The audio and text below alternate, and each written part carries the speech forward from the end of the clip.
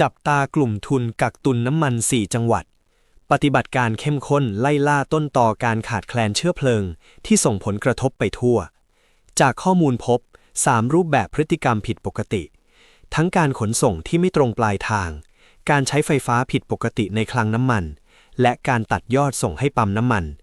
ตรวจสอบเส้นทางการเงินและเส้นทางการขนส่งเข้มข้นคาดเข้าข่ายกฎหมายปั่นราคาคุณคิดว่า